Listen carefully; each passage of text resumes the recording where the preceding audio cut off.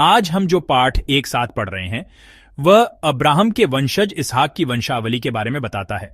जब हम आमतौर पर वंशावली के बारे में सोचते हैं तो यह केवल नामों की एक सूची होती है कि किसने किसको जन्म दिया। लेकिन आज के पाठ में हम देख सकते हैं कि यह वंशावली केवल नामों की एक सूची नहीं है।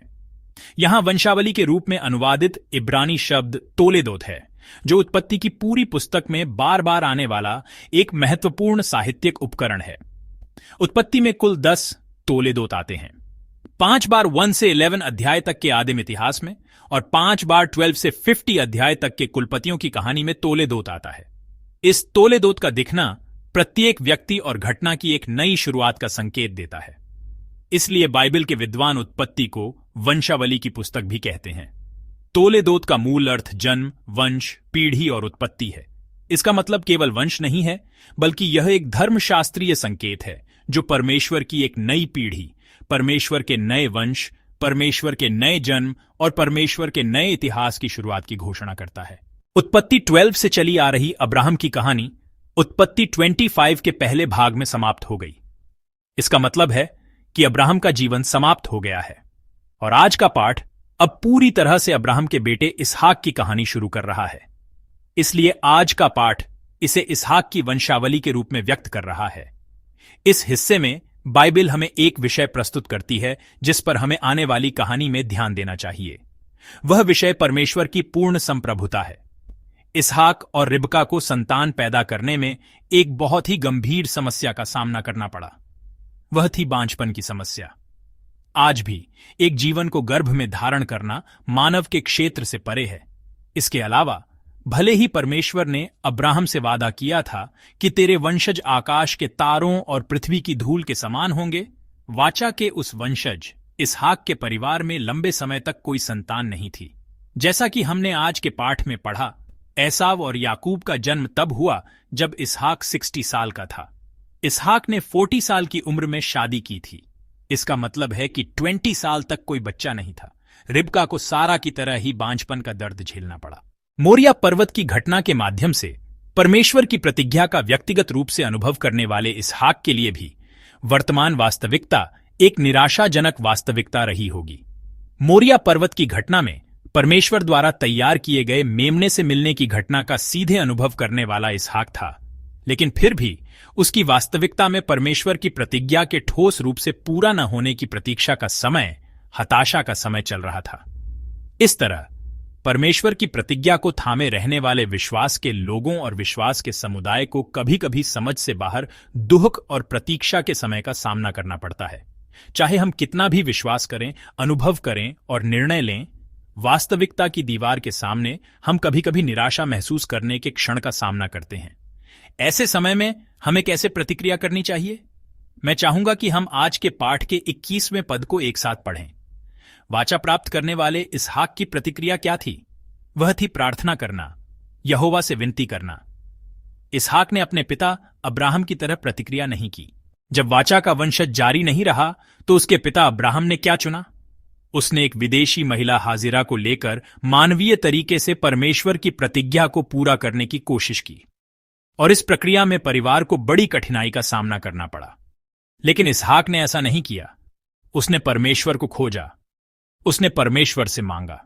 उसने मानवीय तरीकों या समझौतों को नहीं चुना, बल्कि परमेश्वर के सामने घुटने टेके। अफ्रीका के एक मिशनरी पैट्रिक जॉनस्टोन ने ऐसा कहा है, जब मैं काम करता हूं तो मैं काम करता हूं, लेकिन जब मैं प्रार्थना करता हूं तो परमेश्वर काम करते हैं। इसका मतलब यह नहीं है कि मेरी प्रार्थना में कोई शक्ति है जिससे परमेश्वर काम करते हैं, बल्कि यह विश्वास की घोषणा है कि जब मैं काम करता हूं तो यह मेरी अपनी ताकत से होता है, लेकिन जब मैं प्रार्थना करता हूं तो परमेश्वर का कार्य मेरे जीवन में प्रकट होगा। मैं परमेश्वर को काम करते हुए देखूंगा। इसहाक ने परमेश्वर के काम करने की प्रतीक्षा और उम्मीद करते हुए प्रार्थना की। उसकी प्रार्थना जीवन के स्रोत को परमेश्वर के रूप में स्वीकार करने और परमेश्वर के काम करने की प्रतीक्षा करने वाले विश्वास की अभिव्यक्ति थी, क्योंकि इसहाक ने एक लंबा समय बिताया था जिसे परमेश्वर की संप्रभुता पर भरोसा किए बिना कभी सहन नहीं किया जा सकता था। पूरे 20 साल उसने एक ऐसा समय बिताया जिसे जीवन के संप्रभु पर भरोसा किए बिना कभी नहीं सहा जा सकता था। और लंबी प्रतीक्षा के अंत में इसहाक को परमेश्वर के संप्रभु हस्तक्षेप के माध्यम से जुड़वां बच्चे मिले। यद्यपि यह सुबह का समय है, मैं यहां एक छोटा सा गणित करना चाहता हूं। इन जुड़वां बच्चों का मिलना कितना अद्भुत अनुग्रह था। जब अब्राहम की मृत्यु हुई तो वह 175 वर्ष का था। अब्राहम ने इसहाक को कब जन्म दिया? 100 साल की उम्र में। इसहाक ने 40 साल की उम्र में शादी की। उस समय अब्राहम की उम्र क्या थी? 140 साल। और जब इसहाक ने जुड़वां बच्चों को जन्म दिया तो वह 60 साल का था। उस समय अब्राहम की उम्र क्या थी? 160 साल। तो जब जुड़वां बच्चे पैदा हुए तो क्या अब्राहम ने जुड़वां बच्चों को देखा था? जी हां, उन्होंने देखा था। अब्राहम के लिए वाचा का केवल एक ही वंशज था, लेकिन इसहाक के लिए वाचा के वंशज के रूप में दिए गए पुत्र, आंखों से दिखने वाले पुत्र जुड़वां थे। भले ही यह धीमा लग रहा था, परमेश्वर ने वंश को जारी रखने के लिए 2 गुना रास्ता खोल दिया। और जब अब्राहम ने इसहाक को जन्म दिया तो वह 100 साल का था, लेकिन जब इसहाक ने जुड़वां बच्चों को जन्म दिया तो वह 60 साल का था। यह लगभग 2 गुनी तेज गति है। और उत्पत्ति 47 में याकूब कहता है कि उसने 130 साल एक यात्री के रूप में बिताए। याकूब की मृत्यु 147 वर्ष की आयु में हुई। इसका मतलब है कि याकूब ने लगभग 17 साल की उम्र में अपना घर छोड़ा था। यदि अब्राहम 160 साल का था जब याकूब पैदा हुआ और याकूब ने लगभग 17 साल की उम्र में घर छोड़ा, तो इसका मतलब है कि अब्राहम ने कम से कम 15 साल की उम्र तक याकूब और एसाव को देखा था। अपने वंश के वंश को देखना एक अद्भुत अनुग्रह और एक अद्भुत आशीर्वाद है। परमेश्वर ने इसहाक की प्रार्थना के जवाब में अब्राहम और इसहाक के दिलों में भरपूर अनुग्रह जोड़ा। इस बहुत ही सुखद और स्वागत योग्य वास्तविकता के बीच इसहाक को परमेश्वर का एक समझ से बाहर का वचन सुनाया जाता है। आज के पाठ का 33वां पद यहां यह कहता है कि बड़ा छोटे की सेवा करेगा। जैसा कि हम अच्छी तरह से जानते हैं, यह परमेश्वर का रहस्य उद्घाटन है जो भविष्यवाणी करता है कि छोटे भाई के रूप में पैदा हुआ याकूब बड़े भाई एसाव की सेवा करेगा। यह वचन उस समय की सामाजिक धारणा यानी पहिलौठे को प्राथमिकता देने के क्रम से परे है। यह एक नया क्रम है जिसे परमेश्वर ने स्वाभाविक क्रम के बजाय निर्दिष्ट किया है। परमेश्वर वाचा के उत्तराधिकारी को चुनने का मानदंड क्या था? यह स्पष्ट रूप से कह रहा है कि यह मानवीय परिस्थितियों या रीति रिवाजों पर नहीं, बल्कि परमेश्वर के संप्रभु चुनाव पर आधारित है। हम एसाव और याकूब की कहानी अच्छी तरह जानते हैं। हम जानते हैं कि एसाव ने अपने पहिलौठे के अधिकार को हल्के में लिया, और हमने यह भी सुना है कि याकूब ने धोखे से वह आशीर्वाद छीन लिया।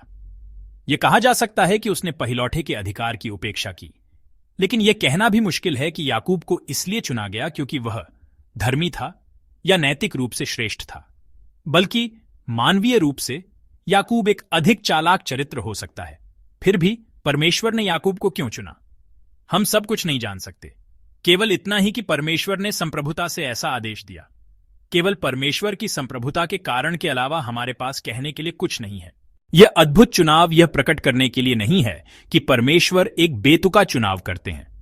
यह परमेश्वर की एक ऐसी विधान के बारे में बता रहा है जो मानवीय तर्क या सामाजिक व्यवस्था से कहीं अधिक बड़ी और गहरी है, क्योंकि परमेश्वर हमेशा मानवीय तर्क और धारणाओं से परे काम करते हैं। हमें यह याद रखना चाहिए कि परमेश्वर की अनंतता को स्वीकार करना और विनम्रतापूर्वक परमेश्वर की तलाश करना एक विश्वासी का सही दृष्टिकोण है। इस विनम्र दृष्टिकोण का ठोस अभ्यास क्या है? वह है प्रार्थना करने का कार्य। प्रार्थना परमेश्वर की संप्रभुता को स्वीकार करने का कार्य है और मानवीय अक्षमता को स्वीकार करने और परमेश्वर के हस्तक्षेप का अनुरोध करने वाले विश्वास की अभिव्यक्ति है। परमेश्वर की संप्रभुता हमें शक्तिहीन नहीं बनाती, बल्कि हमें प्रार्थना करने का अधिकार देती है और परमेश्वर के कार्य और अनुग्रह का अनुभव कराती है। इसहाक ने बांझपन की अदम्य समस्या के सामने प्रार्थना की और उस प्रार्थना के जवाब में उसने वाचा का वंशज प्राप्त किया और उसे परमेश्वर से वाचा के जारी रहने का एक ठोस रहस्य उद्घाटन भी मिला। भले ही यह हमारी अपेक्षा के अनुरूप न हो, परमेश्वर का तरीका, परमेश्वर का विचार हमेशा सही होता है। याकूब का जन्म स्वयं प्रार्थना का उत्तर है और यह भी परमेश्वर की विधि में है कि वाचा संप्रभुता से दिए गए जीवन के माध्यम से जारी रहती है। हमें बस उसका पालन करना चाहिए। प्रिय भाइयों और बहनों, परमेश्वर सभी चीजों को नियंत्रित करने वाले पूर्ण संप्रभु हैं और साथ ही प्रार्थना करने वालों के परमेश्वर हैं। परमेश्वर की संप्रभुता और हमारी प्रार्थनाएं कभी भी विरोधाभासी नहीं होती, क्योंकि प्रार्थना परमेश्वर की संप्रभुता के भीतर होने वाली एक पवित्र बातचीत है। एसाव और याकूब के जन्म की कहानी हमें असंभव के दृश्य में आमंत्रित करती है। क्योंकि हमारे जीवन में कभी कभी समझ से बाहर की प्रतीक्षा और निराशा आती है, लेकिन परमेश्वर की प्रतिज्ञा निश्चित रूप से पूरी होती है और उस प्रतिज्ञा के वास्तविकता बनने के मार्ग में हमारी आध्यात्मिक प्रथा, जिसे प्रार्थना कहा जाता है, की आवश्यकता है। प्रार्थना विश्वास का वह माध्यम है जो परमेश्वर के हाथ को हिलाता है और परमेश्वर की इच्छा को खोजने का एक विनम्र आज्ञाकारिता का स्थान है। मैं पूरी उम्मीद करता हूं कि आज इसहाक और रिबका की कहानी के माध्यम से हम एक बार फिर प्रार्थना के स्थान पर आगे बढ़ेंगे। प्रार्थना प्रतिज्ञा की पूर्ति के लिए विश्वास का पहला कदम है। मैं प्रभु के नाम से आपको आशीष देता हूं कि आज प्रार्थना के माध्यम से आप उस परमेश्वर से मिलें जो मेरे विचारों से कहीं बड़ा काम करते हैं।